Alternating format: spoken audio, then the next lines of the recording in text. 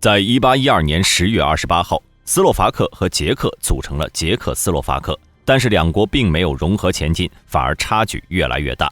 后来虽然有发展，但是国家的矛盾依然没有解决。在1989年，矛盾更加突出。次年，在斯洛伐克方的要求下，2次更改国名，但是问题依旧没有解决。在1993年1月1号，正式分为捷克共和国和斯洛伐克共和国。本期视频，我们一起来了解一下两国的空军。如果喜欢本期视频的话，求观众老爷们点一个小小的赞。这就开始我们本期视频。一战时期，捷克和斯洛伐克处于奥匈帝国的统治之下。在一战期间，两地的飞行员也是哪里都有，有的加入到奥匈帝国的航空队，有的也加入到法军或者俄军来和同盟国交战。一战结束，捷克和斯洛伐克合二为一，在同一年就建立起了自己的军队和陆军航空队。在两国分手之后，都继续把之前的纪念日延续了下去。到了今年10月，两国将迎来第104个成立纪念日。而超过100年以上的空军，除了这2个国家，还有英国皇家空军、波兰空军、芬兰空军等。捷克斯洛伐克成立之初便意识到必须发展自己的空中力量，不然以后的日子堪忧啊。虽然捷克斯洛伐克只从奥匈帝国接收到了少量的飞机及飞机场，但是国内完整的基础工业设施让捷克斯洛伐克的航空事业蓬勃发展。不过他们的航空事业建设有些穷兵黩武的味道。在1936年，捷克斯洛伐克空军司令表示，虽然在财政和装备上处于劣势，但是捷克斯洛伐克的空军依然可以称得上是欧洲大陆的空中强权。也不知道他是盲目自信还是为了自己壮胆。2年后，苏台德危机，这是捷克斯洛伐克和纳粹德国的第一次冲突。苏台德区的居民主要讲德语，在一战前都是属于奥地利帝国和后来的奥匈帝国。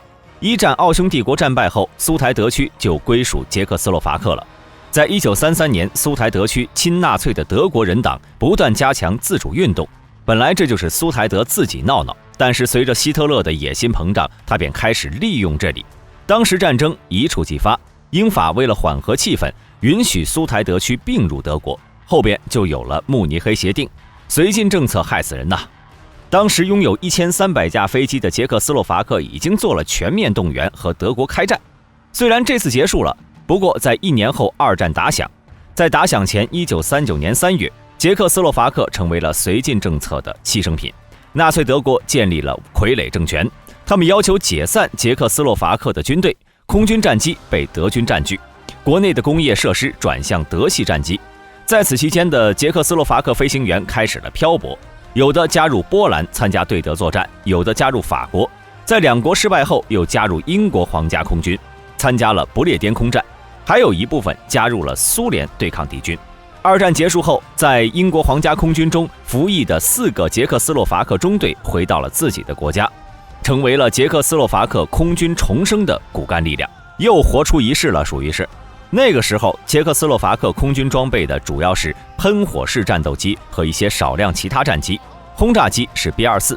不过这些回到祖国的飞行员并没有多安逸。在1948年，捷克斯洛伐克发生政变，不少从英国回来的飞行员被逮捕入狱。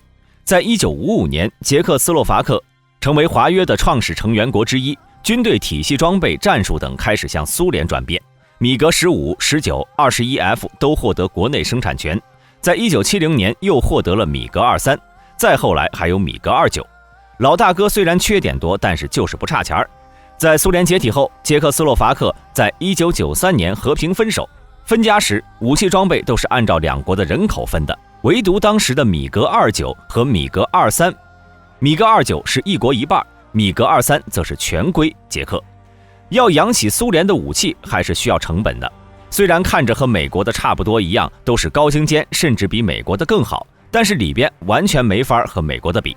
比如说米格29就是不锈钢堆起来的，为了更快的速度，用了更大马力的发动机。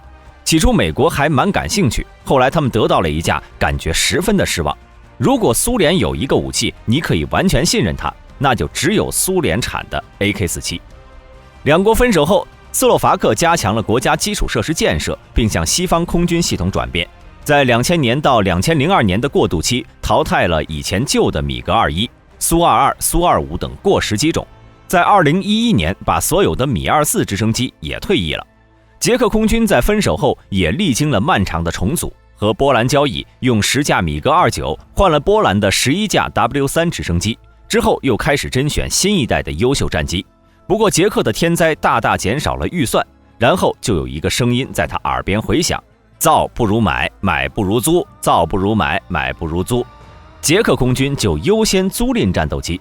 现在的斯洛伐克空军司令部在兹沃伦还有4大基地，在东部的普利索夫基地是直升机联队，该联队下辖全国的直升机队，有4架米17M 和4架 UH-60M， 还有2架米17 LPZS。在中部的斯里亚克基地，距离指挥部较近，这个是斯洛伐克的战术联队，别名为奥托史克联队，这位是2战空战王牌飞行员之一。在1943到1944年间击落了德军13架战斗机，在1944年11月晋升为英国皇家空军312中队队长，不过在月底被击落牺牲。这支联队承担了斯洛伐克领空防卫和对地支援任务，联队装备10架米格 29AS 和1架米格 29UBS， 此为第1中队。第2中队装备5架信天翁 CN 教练机和3架信天翁 ZAM。 在西部的马拉基地是运输联队，是用一位空军重要人物命名的。在1战后，他协助斯洛伐克重建，该联队使用的运输机上都有他的彩绘。在西部还有防空飞弹旅。斯洛伐克和捷克一样，在考虑是否购买或者租赁施救战斗机。同时，斯洛伐克还把和俄罗斯的米格29维修支援合约延长。在2018年7月，斯洛伐克和申石公司谈崩了，洛克希德马丁公司也开始和斯洛伐克谈判，最终确定购买了14架新造的 F-16V 战机，取代当时的米格29，这也标志着斯洛伐克和美国关系的深化。后面斯洛伐克还确定了 UH-60M 和其他战机的订单。捷克空军司令部位于布拉格，拥有3大空军基地，其中第21战术空军基地在中部的恰斯拉夫，下辖3个中队。第211中队装备12架施救战斗机和2架训练的 39D 战机。第212中队配备16架 L159A 轻型战斗机。第213是训练中队，配备的主要是战斗机。第243是直升机中队，拥有3架米8、5架米17、10架 W3A。除了这些，还有驻扎在斯特拉格尼采的第25防空飞弹团。捷克在走过漫长的分家重整过程后，被现有的经济和周遭形势所困，只能减少开支，能用便宜的绝对不用贵的，就像国内买房一样，买不如租。在2011年的时候，捷克为了维持超音速战机队，将施救各型战斗机的租期延长了，淘汰俄式战机后，慢慢的淘汰俄式直升机。斯洛伐克和捷克和众多的欧洲小国一样，空军其实养不起，都是优先性价比，能省一点是一点。相比早期的俄式战机，欧美国家的战机油耗是要小一点，但是他们的空军规模放在大国面前实在是不够看。那么大家对这些有什么看法呢？欢迎在下面的评论区留言。好了，今天的视频就到这里，想了解更多记得点关注，下期视频我们不见不散。